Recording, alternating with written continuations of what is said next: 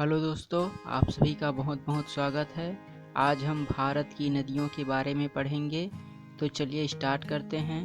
भारत की नदियों को मूलतः दो वर्गों में विभाजित किया गया है। पहला वर्ग है हिमालय नदी तंत्र और दूसरा वर्ग है प्रायद्वीपीय भारत की नदियाँ। हिमालय नदी तंत्र के अंतर्गत वे सभी नदियाँ आती है जो हिमालय और उसके आसपास के क्षेत्रों से निकलती है, उसे हिमालय नदी तंत्र के अंतर्गत रखा गया है। यहाँ विंध्याचल पर्वत को भारत में नदियों का विभाजन रेखा निर्धारित किया गया है। विंध्याचल पर्वत के उत्तर के सभी नदियों को हिमालय नदी तंत्र कहा जाता है, जबकि विंध्याचल पर्वत के दक्षिण के सभी नदियों को प्रायद्वीपीय भारत की नदियाँ कहा जाता है। अब हम आगे देख लेते हैं कि हिमालय नदी तंत्र को कितने वर्गों में विभाजित किया गया है। तो हिमालय नदी तंत्र को 3 वर्गों में विभाजित किया गया है: सिंधु नदी तंत्र, गंगा नदी तंत्र और ब्रह्मपुत्र नदी तंत्र। सिंधु नदी तंत्र के अंतर्गत सिंधु नदी की सहायक नदी जैसे झेलम, चिनाब, रावी, सतलज, ब्यास आदि नदियों को रखा गया है। गंगा नदी तंत्र में गंगा की सहायक नदी और ब्रह्मपुत्र नदी तंत्र में ब्रह्मपुत्र की सहायक नदियों को शामिल किया गया है। प्रायद्वीपीय भारत की नदियों को भी 2 वर्गों में विभाजित किया गया है: अरब सागर में गिरने वाली नदी और बंगाल की खाड़ी में गिरने वाली नदी। आज के इस वीडियो में हम प्रायद्वीपीय भारत की नदियों के बारे में पढ़ेंगे। गंगा नदी तंत्र के बारे में हमने पहले ही वीडियो बना रखी है। अगर आप देखना चाहते हैं तो नीचे डिस्क्रिप्शन में लिंक दी गई है, वहां जाकर आप देख सकते हैं। तो सबसे पहले हम अरब सागर में गिरने वाली नदी नर्मदा नदी के बारे में पढ़ते हैं। तो चलिए स्टार्ट करते हैं। नर्मदा नदी मध्य प्रदेश राज्य में बहने वाली एक प्रमुख नदी है। नर्मदा नदी का उद्गम अमरकंटक की पहाड़ी से होता है। अमरकंटक की पहाड़ी मध्य प्रदेश के पूर्व और छत्तीसगढ़ के उत्तर में सीमा पर स्थित है। यह नदी संपूर्ण मध्य प्रदेश क्षेत्र में बहती हुई गुजरात तट पर खंभात की खाड़ी में गिरती है। यह अरब सागर में मिल जाती है। इस नदी की विशेषता की बात करें तो इस नदी में जबलपुर के निकट धुआंधार जलप्रपात स्थित है। यह बहुत ही सुंदर जलप्रपात है। और एक अन्य जलप्रपात पुनासा जलप्रपात स्थित है और यह पश्चिम की ओर बहने वाली सबसे लंबी नदी है और सबसे बड़ी नदी। अब हम नर्मदा नदी की और विशेषताएं आगे देखेंगे। उससे पहले हम ताप्ती नदी के बारे में देख लेते हैं, क्योंकि ताप्ती और नर्मदा नदी की विशेषताएं दोनों लगभग समान हैं। ताप्ती नदी का उद्गम आप देख सकते हैं कि इस नदी का उद्गम बैतूल जिला मध्य प्रदेश से होता है और यह खंभात की खाड़ी में जाकर मिल जाती है। यह नदी नर्मदा और ताप्ती नदी दोनों समानांतर पश्चिम की ओर प्रवाहित होती है और इन दोनों नदी के मध्य में एक पर्वत श्रृंखला है जिसे सतपुड़ा पर्वत श्रृंखला कहते हैं। यह परीक्षा में पूछा जाता है कि नर्मदा नदी और ताप्ती नदी के बीच में कौन सी पर्वत श्रृंखला है। चूँकि ये दोनों नदियाँ सतपुड़ा पर्वत श्रृंखला के आसपास बहती है, इस कारण यह भ्रंश घाटी रिफ्ट घाटी से होकर बहती है। रिफ्ट घाटी का तात्पर्य है पर्वतों या पहाड़ों के बीच का जो संकरा जगह होता है, उसे रिफ्ट घाटी कहा जाता है। ये दोनों नदियाँ रिफ्ट घाटी से होकर बहती है। ये दोनों नदियाँ पश्चिम की ओर बहती है। एक और अन्य और महत्वपूर्ण विशेषता है, ये नदी डेल्टा का निर्माण नहीं करती है, एस्चुरी का निर्माण करती है। तो परीक्षा में पूछा जाता है कि ऐसी कौन सी नदी है जो डेल्टा का निर्माण नहीं करती है, तो वह है नर्मदा नदी और ताप्ती नदी। ये दोनों नदियाँ एस्चुरी का निर्माण करती है। एस्चुरी को हिंदी में ज्वार नदी मुख कहा जाता है। यह डेल्टा के विपरीत होता है। भारत की अधिकांश नदियाँ अपने मुहाने पर डेल्टा का निर्माण करती है, परंतु नर्मदा और ताप्ती नदी डेल्टा का निर्माण नहीं करती है। डेल्टा का तात्पर्य जब नदी अपने अंतिम मुहाने पर समुद्र से मिलती है तो अपने साथ मिट्टी के गाद वहाँ इकट्ठे करने लगती है और वहाँ एक त्रिभुजाकार आकृति बनती है जिसे डेल्टा कहा जाता है। जबकि इसके विपरीत नर्मदा और ताप्ती नदी एस्चुरी का निर्माण करती है। ज्वार नदी मुख में बहुत सारे नदी और झरना एक साथ मिलती है और वह अपने मुहाने पर गाद का निर्माण नहीं करती है। जब वह नदी समुद्र में मिलती है तो ज्वार भाटा के द्वारा उस गाद को समुद्र में खींच लिया जाता है और वह एक डेल्टा का निर्माण नहीं करती है, वह एक सीधी लकीर के रूप में समुद्र में मिल जाती है। तो हम इन सभी विशेषताओं को याद रखेंगे कि ऐसी कौन सी नदियां हैं जो रिफ्ट घाटी से होकर गुजरती है। तो वह है नर्मदा और ताप्ती नदी। पश्चिम की ओर बहने वाली नदियाँ कौन सी है? तो वह है नर्मदा और ताप्ती नदी। परीक्षा में पूछा जाए कि ऐसी कौन सी नदियाँ हैं जो डेल्टा का निर्माण नहीं करती है, तो उसमें भी यही नदी आएगी। नर्मदा और ताप्ती नदी डेल्टा का निर्माण नहीं करती है, यह एस्चुरी का निर्माण करती है, ज्वार नदी मुख। अब हम अगली नदी को देख लेते हैं। अगली नदी है माही नदी। माही नदी का उद्गम मध्य प्रदेश से ही होता है। मध्य प्रदेश के धार जिले, जो कि विंध्याचल पर्वत श्रेणी के अंतर्गत इस नदी का उद्गम होता है, और यह नदी गुजरात में खंभात की खाड़ी में गिर जाती है।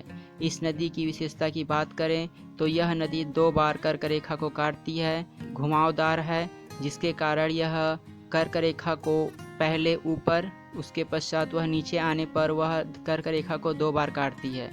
तो हमें इसे परीक्षा दृष्टि से याद रखना है कि ऐसी कौन सी नदी है जो कर्क रेखा को 2 बार काटती है, तो वह है माही नदी। हमें नदियों की विशेषताओं को भी ध्यान देना है। हम अगली नदी देख लेते हैं। अगली नदी है साबरमती नदी। साबरमती नदी गुजरात की एक प्रमुख नदी है, और इस नदी का उद्गम अरावली पर्वत श्रेणी से होता है, और यह खंभात की खाड़ी में जाकर मिल जाती है। साबरमती नदी से एक अन्य प्रश्न परीक्षा में पूछा जाता है कि ऐसा कौन सा शहर है जो साबरमती नदी के तट पर स्थित है, तो वह है अहमदाबाद। अहमदाबाद गुजरात में साबरमती नदी के तट पर स्थित है। यह परीक्षा में पूछा जाता है, हमें इसे याद रखना है। अब हम अगली नदी देख लेते हैं। अगली नदी है लूनी नदी। लूनी नदी भी राजस्थान क्षेत्र में प्रवाहित होने वाली एक प्रमुख नदी है, और इस नदी के उद्गम की बात करें तो इसका उद्गम अरावली पर्वत से होता है।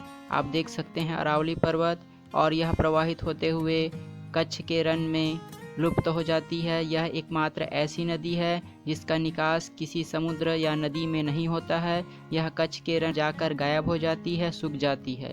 इस नदी की विशेषता की बात करें तो यह अपने लवणता के कारण प्रसिद्ध है, और यह जयसमंद नामक झील से इसका उद्गम होता है, और कच्छ के रण में यह लुप्त हो जाती।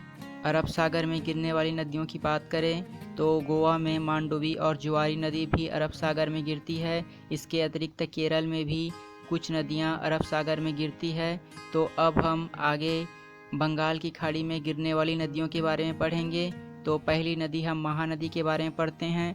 महानदी का उद्गम छत्तीसगढ़ के धमतरी जिले से होता है, सिहावा पर्वत श्रृंखला से, और यह नदी छत्तीसगढ़ और उड़ीसा से बहते हुए बंगाल की खाड़ी में जाकर मिल जाती है।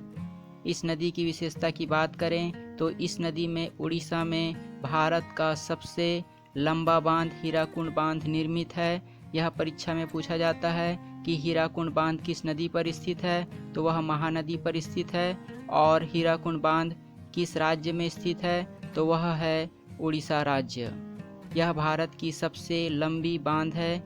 महानदी के तट पर स्थित शहर की बात करें तो संबलपुर और कटक महानदी के तट पर स्थित हैं, और यह परीक्षा में पूछा जाता है कि कटक किस नदी के तट पर स्थित है, तो वह है महानदी।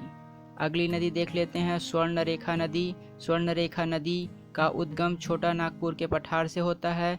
यह नदी उड़ीसा राज्य में बहते हुए बंगाल की खाड़ी में मिल जाती है, और इस नदी की विशेषता की बात करें तो इस नदी में एक जलप्रपात स्थित है, हुंडरू जलप्रपात।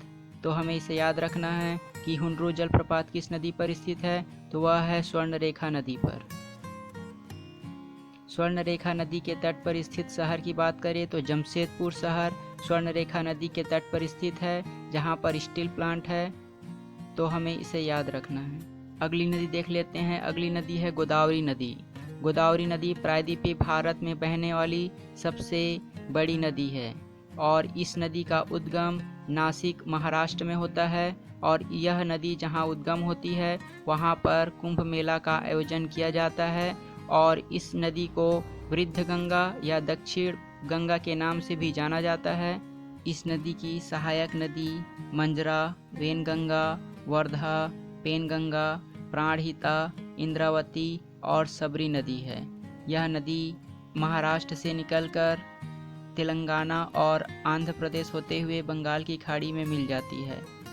अब हम इसकी सहायक नदियों की स्थिति देख लेते हैं। सहायक नदी में पहली नदी मंजरा की स्थिति देख लेते हैं। इसे मांजरा भी कहा जाता है। तो आप देख सकते हैं मांजरा की स्थिति महाराष्ट्र में है, उसके पश्चात हम वेनगंगा की स्थिति देख लेते हैं। वेनगंगा रेड में आप देख सकते हैं। उसके पश्चात इंद्रावती नदी जो छत्तीसगढ़ क्षेत्र में प्रवाहित होते हुए गोदावरी नदी से मिल जाती है। इंद्रावती नदी गोदावरी नदी की एक प्रमुख सहायक नदी है। परीक्षा की दृष्टि से अगर हम प्रश्नों की बात करें तो यह परीक्षा में पूछा जाता है कि दक्षिण भारत की गंगा कौन सी है, तो वह है गोदावरी नदी। और दक्षिण गंगा किसे कहा जाता है, तो वह है कावेरी नदी। इसे हमें कंफ्यूज नहीं होना है। अब हम अगली नदी देख लेते हैं। अगली नदी है कृष्णा नदी। कृष्णा नदी का उद्गम महाबलेश्वर से हुआ है, पश्चिमी घाट से, और यह 4 राज्यों में होकर बहती है। यह महाराष्ट्र, कर्नाटक, आंध्र प्रदेश और तेलंगाना से होते हुए बंगाल की खाड़ी में मिल जाती है। और इस नदी की विशेषता की बात करें तो इस नदी में एक गोकाक जलप्रपात स्थित है। इसके अतिरिक्त तेलंगाना राज्य में नागार्जुन सागर परियोजना इसी नदी पर संचालित है। तो हमें अगर प्रश्न पूछा जाए कि नागार्जुन सागर परियोजना किस नदी पर संचालित है, तो वह है कृष्णा नदी पर। इसकी सहायक नदी की बात करें तो इसकी सहायक नदी है भीमा नदी, मूसी नदी, अमरावती नदी, कोयना नदी, पंचगंगा, दूधगंगा और घाट प्रभा। ये सभी इसकी सहायक नदियां हैं। कोयना जलप्रपात आपने सुना होगा, वह महाराष्ट्र में स्थित है। और कृष्णा की सहायक नदी कोयना नदी पर यह स्थित है। कृष्णा नदी के आसपास के क्षेत्रों में चावल की बहुतायत खेती की जाती है। और इस नदी के उद्गम और उनकी सहायक नदियों को हमें याद रखना है। अब हम अगली नदी देख लेते हैं। अगली नदी है कावेरी नदी। कावेरी नदी का उद्गम ब्रह्मगिरी पहाड़ी से होता है, पश्चिमी घाट से, कर्नाटक और तमिलनाडु होते हुए बंगाल की खाड़ी में मिल जाती है। यह नदी सदानीरा नदी के नाम से जानी जाती है, क्योंकि इस नदी में साल भर पानी से भरा रहता है। इस नदी की विशेषता की बात करें तो इस नदी पर शिव समुद्रम जलप्रपात स्थित है। और इस नदी को दक्षिण की गंगा कहा जाता है। दक्षिण की गंगा किस नदी को कहा जाता है, तो वह कावेरी नदी को कहा जाता है। शिव समुद्रम जलप्रपात के अतिरिक्त इस नदी पर शिव समुद्रम द्वीप और श्रीरंगपट्टनम द्वीप भी स्थित है। कावेरी नदी जल विवाद की बात करें तो यह मूलतः 2 राज्यों के बीच है, तमिलनाडु और कर्नाटक। प्रायद्वीपीय भारत की नदियों के बारे में हमने पढ़ लिया है। अब हम कुछ नदियों के बारे में पढ़ लेते हैं। जो छोटी नदी है उसकी कुछ विशेषताएं हैं, जैसे कि पहली नदी है बनास नदी। बनास नदी का उद्गम अरावली श्रेणी से होता है और इसका निकास जो है चंबल नदी में होता है। यह चंबल नदी की सहायक नदी है। अगली नदी है क्षिप्रा नदी। क्षिप्रा नदी मध्य प्रदेश राज्य में बहने वाली नदी है और इस नदी के तट पर उज्जैन शहर स्थित है और उज्जैन में महाकालेश्वर मंदिर है। यहाँ पर कुंभ मेला का आयोजन किया जाता है। क्षिप्रा नदी चंबल नदी की सहायक नदी है। अब हम अगली नदी देख लेते हैं, हुगली नदी। हुगली नदी गंगा की एक शाखा है जो कलकत्ता क्षेत्र में बहती है और इसका निकास बंगाल की खाड़ी में होता है। अगली नदी है तुंगभद्रा नदी। तुंगभद्रा नदी कर्नाटक के पश्चिमी घाट से निकलती है, कृष्णा की सहायक नदी है। अगली नदी है मांडवी नदी और जुआरी नदी। ये दोनों नदियाँ गोवा राज्य में बहती है। मांडवी नदी पश्चिम की ओर बहती हुई अरब सागर में मिल जाती है और इसमें बंदरगाह स्थित है। अब हम अगली नदी देख लेते हैं, रामगंगा नदी। यह गंगा की सहायक नदी है, उत्तर प्रदेश राज्य में बहती है और इस नदी का उद्गम नैनीताल से हुआ है और यह गंगा के बाईं ओर सबसे बड़ी सहायक नदी है। अब हम गंगा की दूसरी सहायक नदी गोमती नदी की विशेषता देख लेते हैं। गोमती नदी उत्तर प्रदेश में बहती है और इसे अवध की जीवन रेखा कहा जाता है। अगर हमसे परीक्षा में यह प्रश्न पूछा जाए कि अवध की जीवन रेखा किस नदी को कहा जाता है, तो वह है गोमती नदी। इसके बारे में हमने पिछले वीडियो में पढ़ा था। गोमती नदी गंगा की सहायक नदी है। अब हम अगली नदी देख लेते हैं। अगली नदी है शारदा नदी और काली नदी। शारदा नदी और काली नदी का उद्गम कुमायूं हिमालय के मिलाम हिमनद से होता है, ग्लेशियर से होता है और यह नेपाल क्षेत्र से निकलकर भारत में प्रवाहित होती है। शारदा नदी घाघरा की सहायक नदी है और इस नदी में एक बहुत ही महत्वपूर्ण परियोजना संचालित है, महाकाली परियोजना। यह परियोजना भारत और नेपाल की संयुक्त परियोजना है। परीक्षा की दृष्टि से यह अत्यंत महत्वपूर्ण है कि महाकाली परियोजना किन दो देशों के मध्य परियोजना है, तो वह है भारत और नेपाल के मध्य में, और शारदा और काली नदी में यह परियोजना संचालित है। आज हमने नदियों के बारे में पढ़ा। इसके पश्चात हम भारत की पर्वत श्रृंखला, जिसमें हिमालय की सभी पर्वत श्रेणियाँ, पश्चिमी घाट, पूर्वी घाट, अरावली पर्वत, सतपुड़ा पर्वत, विंध्याचल पर्वत और पूर्वोत्तर राज्य के सभी पर्वत श्रृंखला के बारे में पढ़ेंगे।